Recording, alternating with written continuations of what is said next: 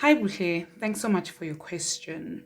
So we're just going to have a look at the idea of conversions, and you are quite right. When we do write conversions, what we're trying to do is take a recurring decimal and turn it into a fraction. But there are a couple of things that we need to note that do happen every single time that we do this, just to make this a little bit easier for us in this particular case. Okay, so in this one, you are absolutely correct because 5 is recurring. So we are going to have 0.555, and 5 is going to go on forever and ever and ever. And you are correct that we are going to let x equal to 0.55555. And now what I'm going to do is, and which is normally what we do is, we make sure that we are multiplying x by some increment of either 10, 100, 1,000. So it has to be something to the power of 10. And it just makes it easier for us to be able to work with both sides of it.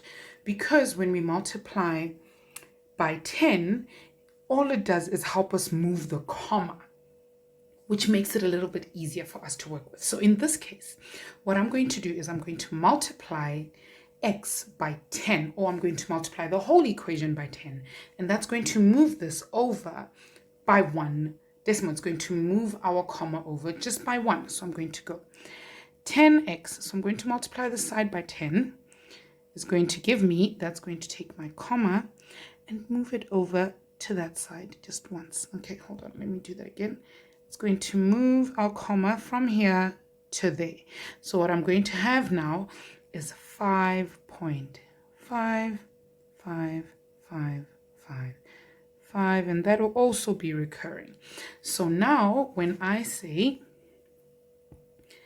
10x minus x, because I'm going to minus the one from the other, what I'm going to essentially have is 5.5 recurring, 555 forever and ever, minus 0.555, all of them recurring. And what's going to happen here, I'm just going to draw my lines. I'm going to do that, kind of like we're in grade 3 minusing. What's going to happen here is all of the 5s after the comma, these ones are going to be cancelled out by all of the ones on the other side of the comma. And then what I'm going to have left on this side is 5 minus 0, and what I'm going to have here is just 5, because all of those other ones will have cancelled each other out.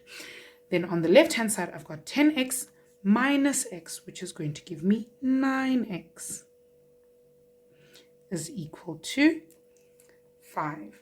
Now I can isolate x because that's what I want. So I'm going to divide both sides. So I'm going to divide the side by 9, divide the side by 9, and that's going to cancel out. That 9 is going to cancel out that 9, and then what I'm going to have left, therefore, x is equal to 5 over 9, and that's the answer we're looking for. And this is how we do this. So we just need to remember that when we're multiplying, we're always multiplying x times 10, or x times 100, or x times 1000, because that helps us move our comma in the right direction, either left or right. In this case, it helps us move it to the right, and it just makes it easier for us to work with, because when we're looking at multiplying by some power of 10, then it just helps us to move the commas rather than having to move the numbers around. I hope that makes sense. Okay, try some other questions. We do have some on conversion also on the app, so try those as well. They will really help you understand this section a little bit more. Okay, good luck.